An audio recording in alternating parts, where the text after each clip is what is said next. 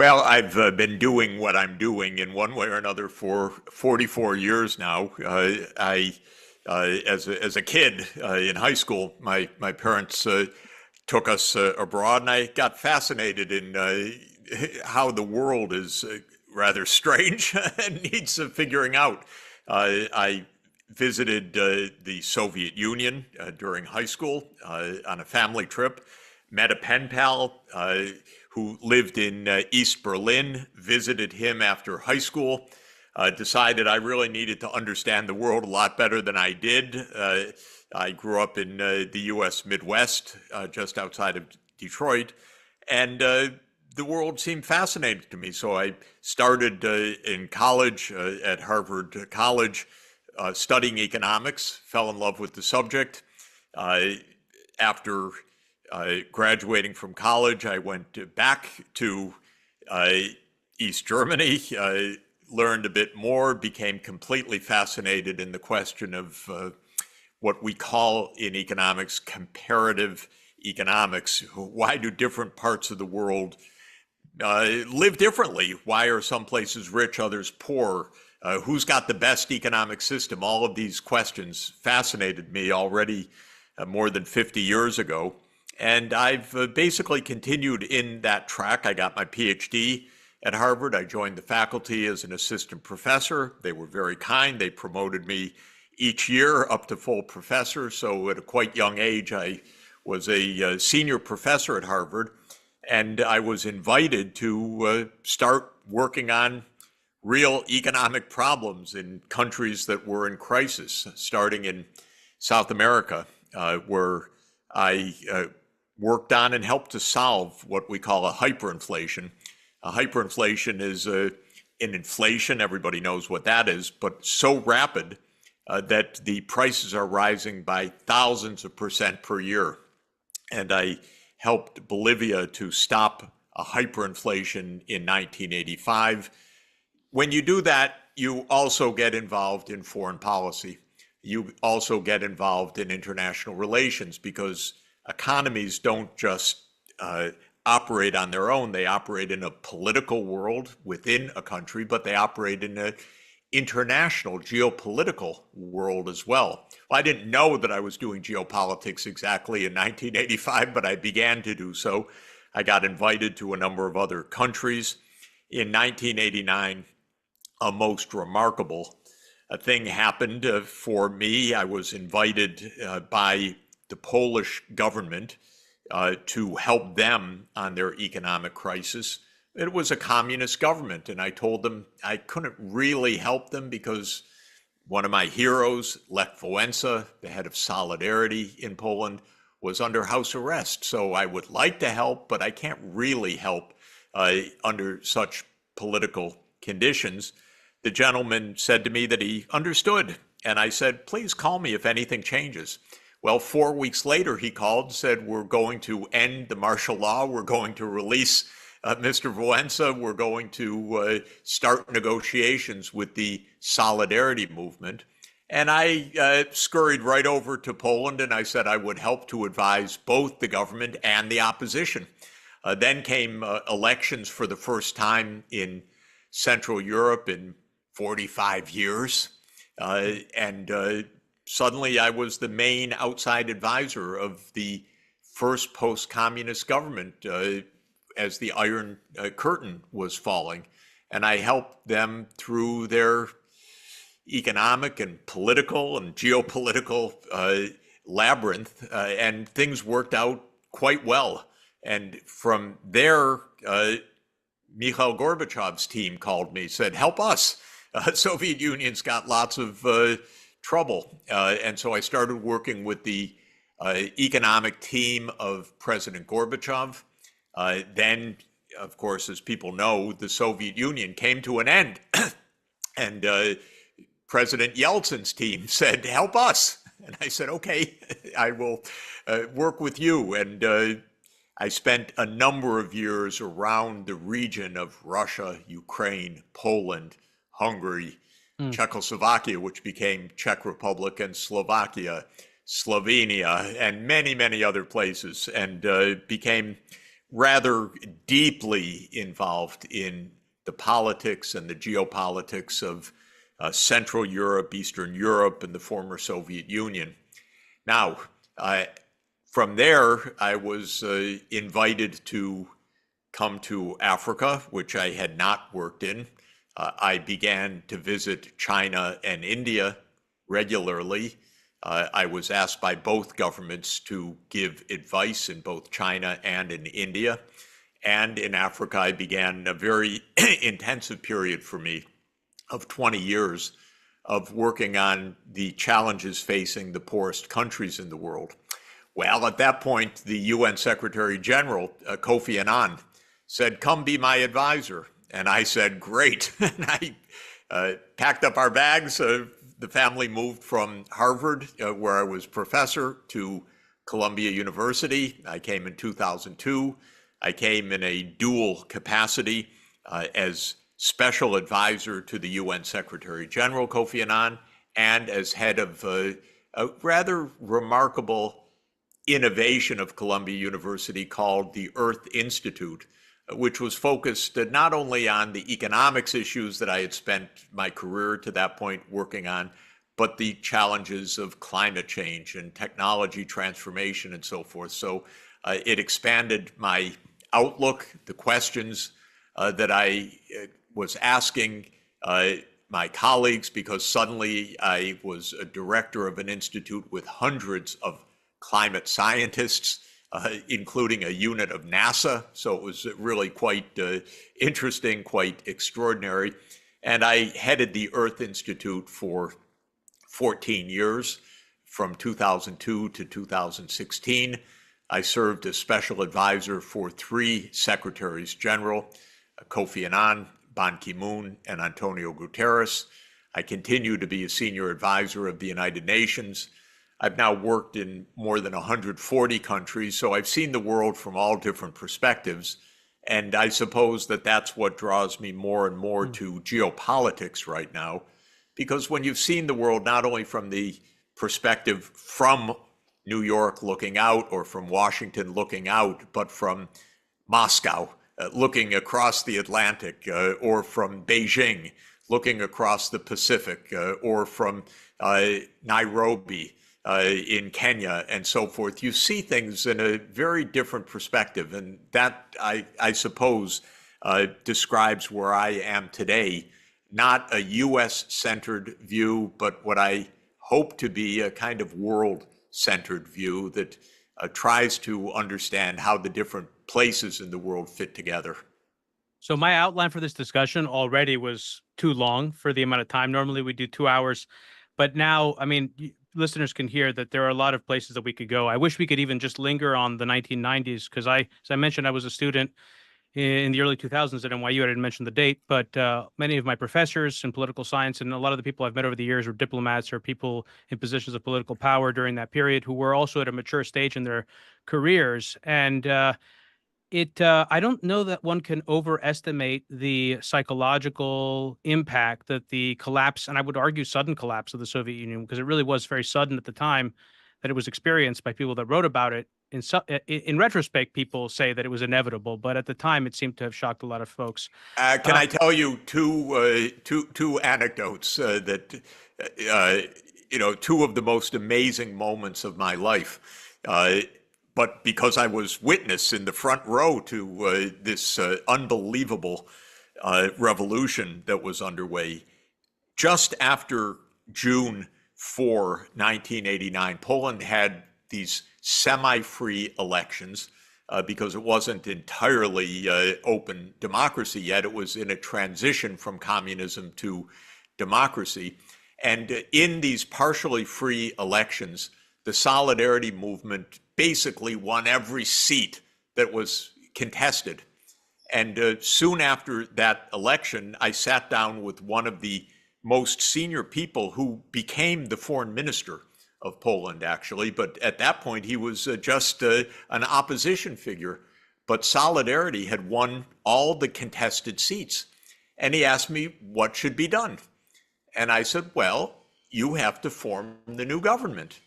And he said, what are you talking about? We can't form the government. We're in, communist-dominated Poland. I said, no, no, you just had elections. You need to form the new government. And he said, no, we can't anyway. The crisis is so deep, it's going to be explosive. We'll try to hold this communist regime to account, but we can't really manage this. I said, no, no, yes, you can manage it. I have some ideas. We're going to get your debt canceled. We're going to get a fresh start for you and so forth. Well, we discussed this for several hours.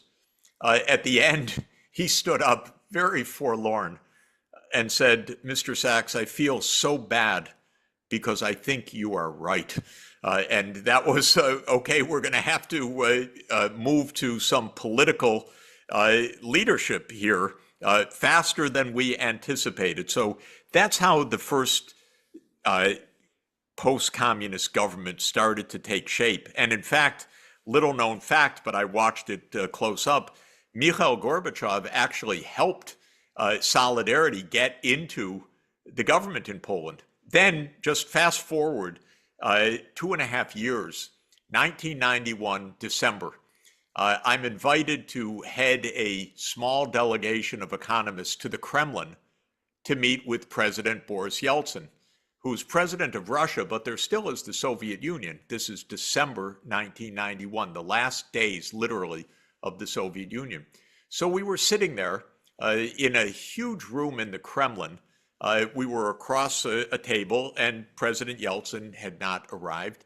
And then way in the back of this enormous cavernous room, the door opens, and in walks President Yeltsin from the far end of the room. And he walks in a big stride up to the chair directly in front of me because I was heading this small delegation. He sat down and he said, "Gentlemen, I would like to tell you that the Soviet Union has just ended." Those were the first words, Remarkable. literally, out of translation, of course, but those were his first words. And then he pointed to the door in the distant back of the room. He said, "Do you know who I was meeting with in the next room?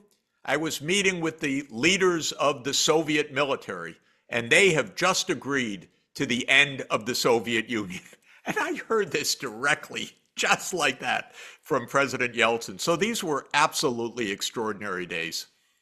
So Dr. Sachs, I want to make the best use of our time possible, and maybe I can convince you at the end of the conversation to come back, because there are sort of two major categories that I've identified in the course of constructing an outline for this conversation. One was to kind of zoom out and understand your central critique of U.S. foreign policy and what you call and what others call American exceptionalism as it pertains to international affairs, and that would lead to a conversation about the national security state, the CIA, and Schlesinger's imperial presidency. The other part is to understand your critique of U.S. foreign policy in the post-Cold War era, and specifically as it pertains to Ukraine, and then also to understand your larger conception of the international system. I think the reason why this is really important, and I want to emphasize this with listeners, is that there are not many opportunities, in my opinion, to have conversations with thoughtful critics of American foreign policy. There are lots of voices, critical voices out there, but I don't find most of them to be particularly convincing.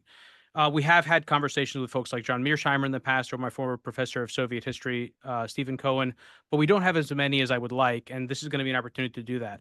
So we might not get into really as much of a conversation about Ukraine as I would like, but let's start with your main critique or set of critiques of American foreign policy. What are those, and how far back does one need to go in order to capture the totality of the strategic blunder that you've been describing in your recent writings and interviews?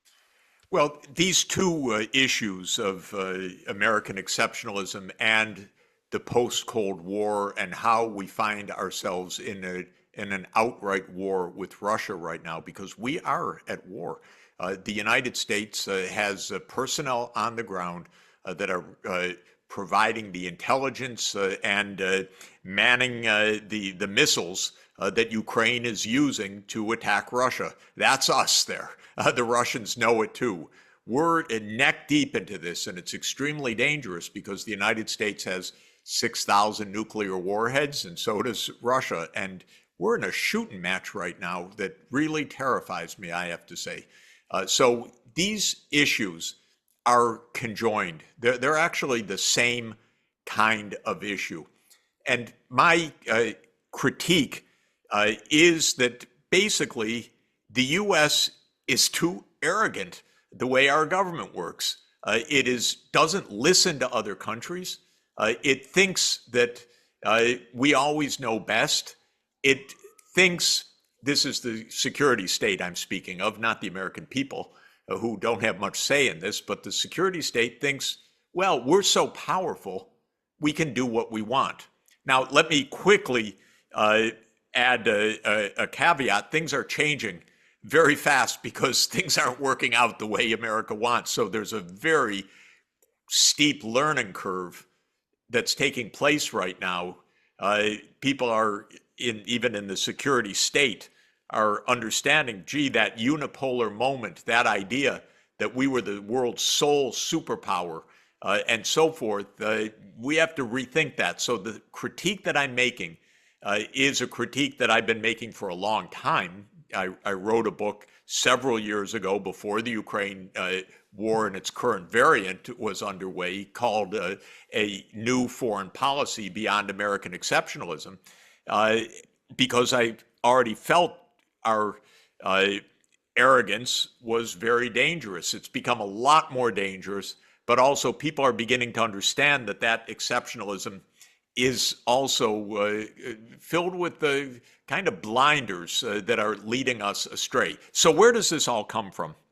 Well, I think probably most major powers in history, by the time they become major powers, are pretty proud of themselves and think that their culture or their God or their religion or their technologists or whatever happens to be the particular approach of the observer has vindicated their country as a natural leader. And you would see this in any empire of the past, that this is God-given. It proves God's on our side, or our gods are on our side, or whatever the claim has been made. And in this sense, the U.S. is no different from other major powers of the past. In fact, I like to say, and I deeply believe, that we've learned almost everything about being an empire from Britain, which was the dominant power in the world from roughly 1800 to roughly 1945, but one could quibble with the decades a little bit. But in any event, yes, Britain thought itself masters of the world, and in some ways it was in the 19th century. It was the first country to industrialize. It had an economy that just dominated the world, and it was able to beat the heck out of just about everyone that it tried to beat the heck out of in the 19th century. Now, for the United States, we've kind of had that view throughout our long history. The self-image that the U.S. is the city on the hill, a phrase made popular again by Ronald Reagan in an inspiring presidential speech. But the idea that America is exceptional was part of our founding.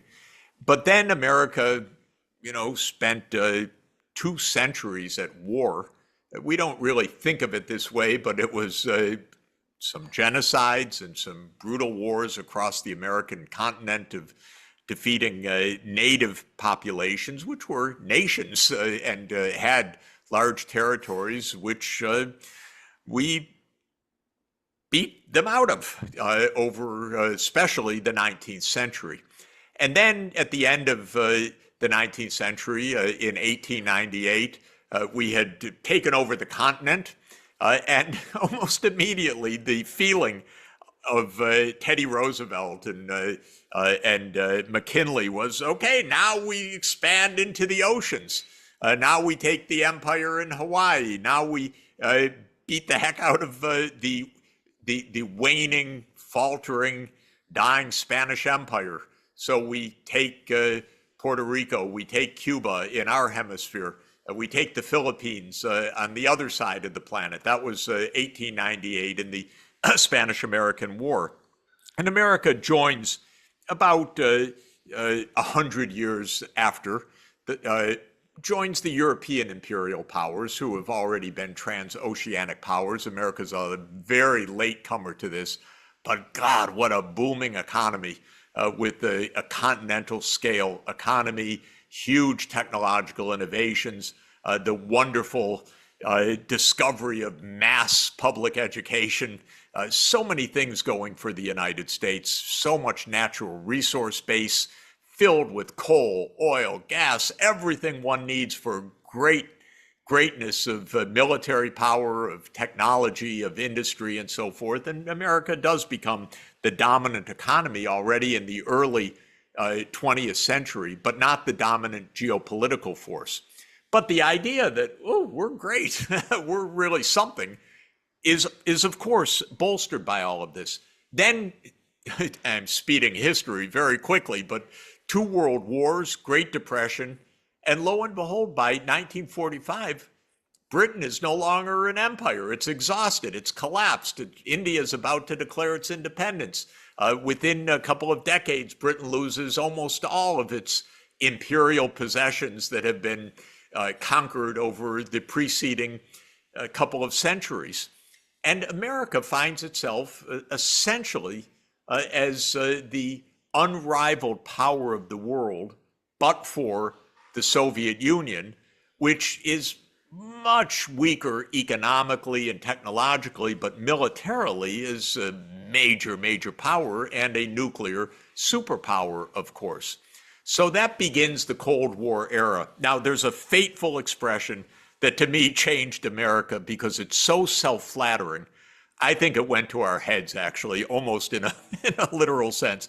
And that's when Henry Luce, the publisher of Time and Life, said, "This is the American century," when he said it in 1941. Oh my God, you swoon over that phrase. And it's a wonderful phrase, and it was true. It felt so incredible. American century. He didn't mean a good century for America. He meant the century that America would govern the world, essentially. And that became the mindset after 1945. Not all wrong, by the way. America was a superpower, militarily, technologically, economically, financially, culturally, you name it. America was a superpower. And I personally love, more than any other president of the United States, Franklin Roosevelt, who guided the country through the Great Depression and who guided the country through World War II and who invented the United Nations and who set America on the course of global leadership. So there was this very optimistic sense. This is the American century, and we will guide the world. And America did many wonderful things in the early days. It created the UN, it created UN institutions, it launched the World Health Organization, it launched UNESCO, and it launched the UN Education, Scientific and Cultural Organization. It did many wonderful things. It helped to inaugurate an era of open trade, which made it possible for other countries to follow along in economic development. So that was the good side. The other side, though, was we entered a Cold War, kind of in a crusading spirit. We could talk for hours, days, Sure weeks, months, and years about the Cold War, and I'm going to restrain myself except to say, I think it could have been avoided. I think it could have been ended much sooner, but it was viewed as the great twilight struggle, to use the famous phrase of John F. Kennedy. And after several decades that were extremely dangerous, and we came close to blowing up the world in the Cuban Missile Crisis in October 1962, the Soviet Union in the second half of the 1980s was exhausted and needed fundamental reform. And a young reformer, Mikhail Gorbachev, came to the forefront almost miraculously. And the main point about Mikhail Gorbachev was he was a man of peace beyond anything else. He was a great patriot. He was a socialist. He believed in socialism, but he was a man of peace. He said, I'm not going to shoot our opposition. And the Soviet Union basically could not hold together other than through force. And so this was the demise of the Soviet Union. Now, just to say, here's where the critique comes in of the next 30 plus years. I was there. I was an advisor to Gorbachev. I was an advisor to Yeltsin. I was an advisor to the second president of Ukraine, Leonid Kuchma. I loved Gorbachev's idea, which was now a world of peace, and he called it a common European home that would stretch from Rotterdam on the North Sea all the way across Eurasia to Vladivostok. And he saw that as a peaceful zone and an integrated economic zone. And I love that vision, and I love it till today. But what I can tell you in short is the US deep state, that means the CIA, the national security apparatus, the Pentagon, the White House. I know these organizations, not every one of them, intimately and so forth, but I watched all of this quite close up. They didn't say, oh, we have had the hand of peace extended, let us cooperate. They really said, oh, we defeated our foe. Now we are the only power in the world. We can do what we want. And this initiated an era called neoconservatism. It really was started in the last year of the Bush Senior White House in 1992. And it was really started, you can pinpoint it, by the Secretary of Defense, Richard Cheney, who of course went on to become vice president under George W. Bush Jr., and his deputy, Paul Wolfowitz. And they already in 1992 said, we're it. We're the only superpower in the world. Our grand strategy as a nation is to remain completely unchallenged, what came to be called full spectrum dominance in every part of the world. So we have to be militarily the dominant, economically the dominant, financially the dominant, technologically the dominant. We need to dominate. And that is the foreign policy that we have had since 1992. So it's 32 years running. I've been a critic of it those 32 years because I've said, and maybe this sounds strange and counterintuitive, but I've said, don't declare victory of the Cold War, rather declare peace with our counterparts.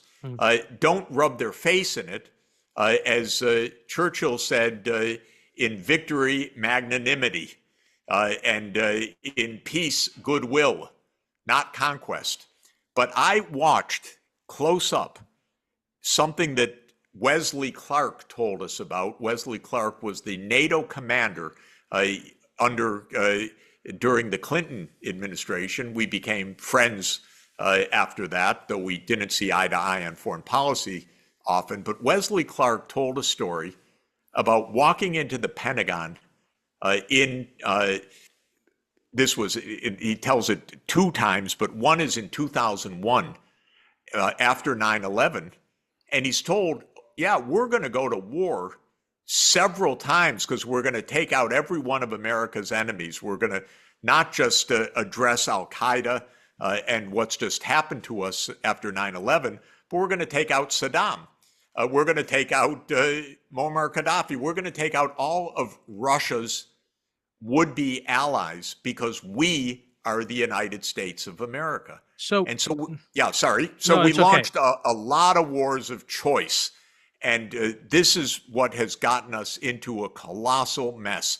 And every war of choice, I've been a public critic of it, strongly saying, we don't need this war. It's going to hurt us. We're not going to win. We're going to spend trillions of dollars. We're going to get a lot of people killed. And it's not going to help the United States. It's going to hurt the United States. It's going to make the world more dangerous.